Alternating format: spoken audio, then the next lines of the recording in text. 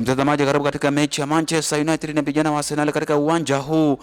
Uwanja wa Emerita, uwanja wa nyumbani wa Arsenal. Wanaanza mguzo vijana wa timu ya Arsenal. Msikilizaji, Gabriel tuliza kwa mchezaji Timba anacheza wapi katika uwanja na Sepetu Arsenal.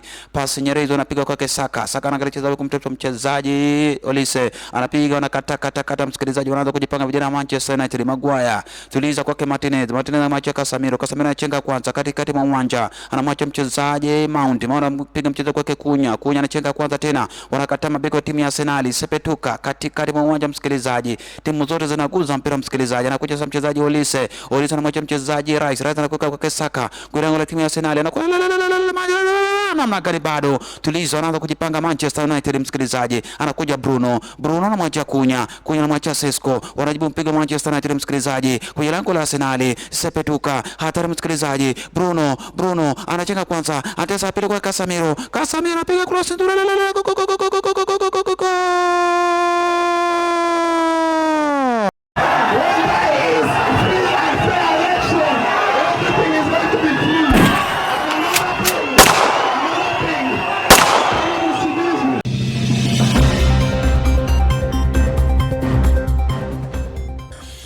Ni saa 6 kamili saa za Afrika Mashariki. Msikilizaji popote ulipo, natumai huko buheri wa afya, na hizi ndizo habari kwa sasa.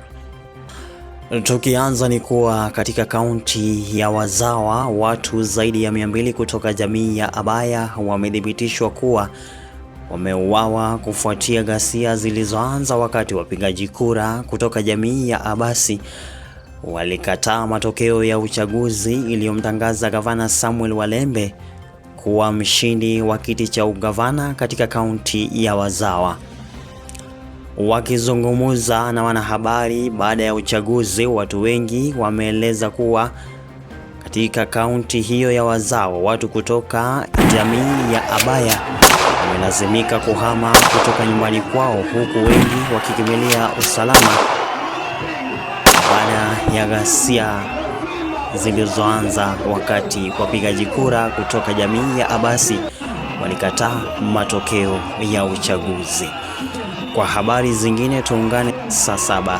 Msikilizaji popote ulipo, ni dakika 10 baada ya saa 3 ya asubuhi, na tukiendelea tunaenda katika kaunti ya Wazawa ambapo tunapata kuwa Dickens Orao mwenye uoni pungufu ambaye alishasauliwa na jamii yake ya Abaya hapo nyuma wakati wanakijiji wenzake walipokuwa wakikimbilia usalama baada ya ghasia za uchaguzi katika kaunti hiyo ya Wazawa, amepatikana ameuawa na mwili wake kutupwa katika msitu wa Abaya. Wakizungumza na wanahabari kupitia mahojiano ya kwanza kuhusu usalama wake ilifanywa katika video na Renish Moses, ambaye Renish aliweka kwa mtandao wa kijamii akitarajia kuna usaidizi wenye ungemfikia Dickens. I've been watching news and I'm deeply concerned about your safety.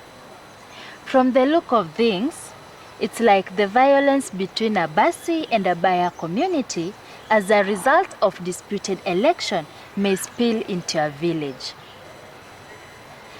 Has anybody arrived into your home to help you move to safety? I mean, like the village elder, maybe the pastor of the nearest church, or assistant chief, or even your neighbor?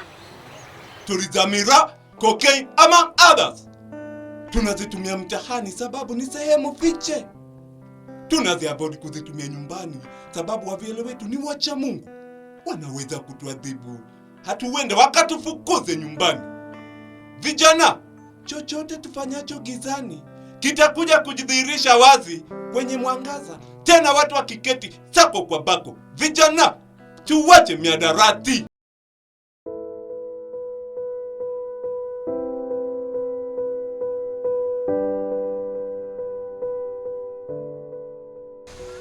I was sick. I was broken. Baada ya kujaribu kila kitu to save his life,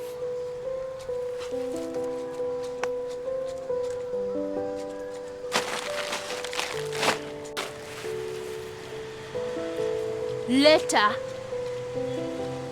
I got arrested.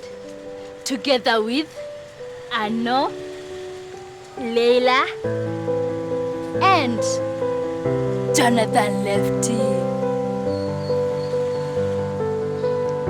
For what the court termed as ignoring ethical and guidelines of online content creation. I was taken to court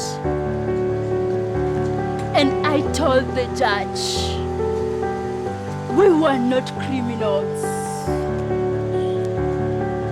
Whatever we did for Dixon was to save his life. That nobody was coming to save him. I reminded the judge it was her duty to find the person who killed Dixon.